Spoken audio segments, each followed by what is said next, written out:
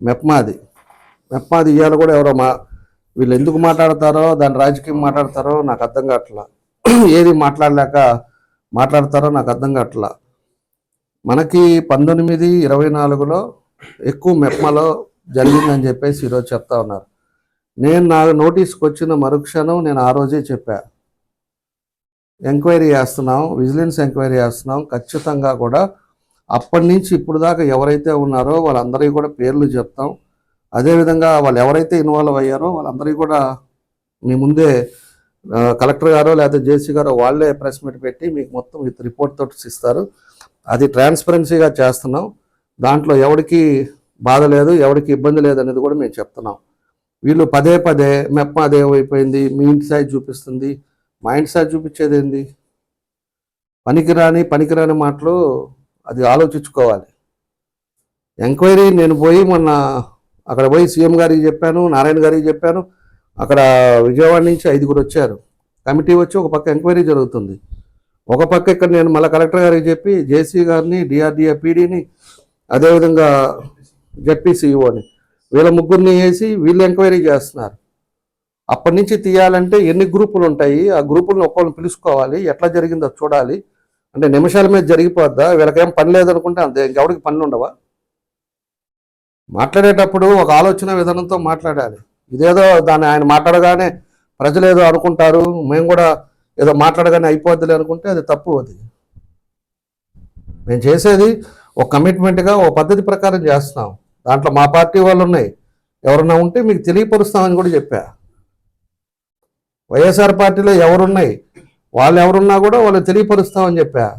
రేపు రిపోర్ట్ వచ్చిన తర్వాత మేము కూడా ఉంటాం, ఆ ప్రెస్లో కూర్చోబెడతాం, అన్నీ కూడా ఓపెన్గా చెప్తాం. ఎన్ని కోట్లు అయింది, వాళ్ళ చేత ఏం చేయాలి, అధికారులు ఉంటే సస్పెండ్ చేస్తామని కూడా చెప్పాం. ఏం ఓపిక ఉండదా? 5 ఏళ్ళు తిన్నారు, 5 ఏళ్ళు తిని మీ పార్టీ వాళ్ళకి గబ్బు చేసి పెట్టారు. ఇప్పుడు వచ్చేసి ఏదో మా ఏజ్ మొత్తుంది, ఏం చేస్తున్నారు ఇంకా తేల్చలేదు అని చెప్పి మాట్లాడేది, యూట్యూబ్లో ఎవడో ఒకటి రాసిపించేది. ఏం పనులు ఇవంతా? మేము ఆనెస్ట్గా ఉన్నాం, ఆనెస్ట్గానే రేపు అన్నీ కూడా చెప్పడానికి మేము ముందున్నాం. ముందు మేమే ఎంక్వైరీ చేయించాం. కావాలంటే నువ్వు పో, కలెక్టర్ గారి దగ్గర కూర్చో, మాట్లాడేవాడికి చెప్తున్నా ఏం జరిగింది, ఎంతవరకు వచ్చింది, ఏం జరుగుతుంది అనేది అడగండి. యాజ్ ఎ అపోజిషన్గా నీకు రైట్స్ ఉన్నాయి, పోయేసి అడగండి, అక్కడ తప్పులేదు. లేకపోతే ఎవరేసారో కమిటీ జేసీ గారి దగ్గర కూర్చోండి, ఎంతమంది చూశారు, ఎన్ని బ్యాంకుల నుంచి వచ్చింది ఏందనేది అడగండి, తెలుసుకొని మాట్లాడండి ఏం జరుగుతుంది, పని ఏందనేది. అంతేగాని పనులన్నీ వదిలిపెట్టేసి ఊరకనే నోటికి వచ్చినప్పుడు మైకి పెట్టగానే ఏదో పెద్ద కొంపలు మునిగిపోయినట్టు మాట్లాడేది అది కరెక్ట్ కాదు. అది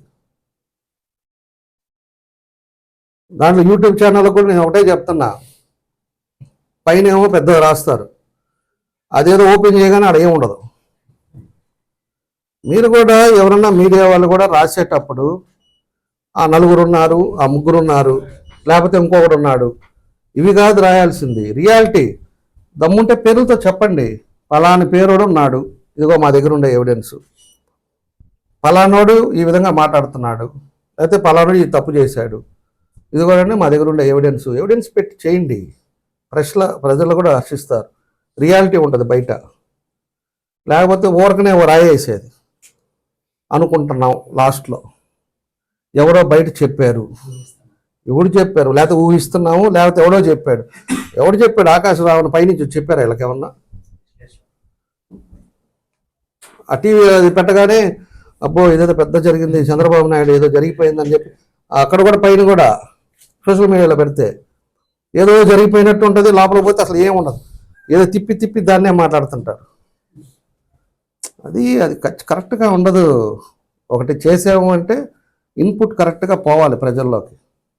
ఇదిగో దీని ఎవిడెన్స్ తోటి మేము మాట్లాడుతున్నాం, ఏదైనా ఉంటే రండి మేము మాట్లాడతామని. వితౌట్ ఎవిడెన్స్ లేకుండా ఏమి లేకుండా వేగ్గా రాసుకొని వేగ్గా వస్తాయి అనుకుంటే అది ఉపయోగం లేదు. ఇవన్నీ కూడా తెలుసుకోవాలి. కాబట్టి ఇవన్నీ ఉన్నాయి. మెయిన్గా ఈ బీపీఎస్ ఎల్ఆర్ఎస్ స్కీమ్ది ప్రజలు గట్టిగా ఆలోచించాలని చెప్పి మిమ్మల్ని కోరుకుంటా ఉన్నా. కాబట్టి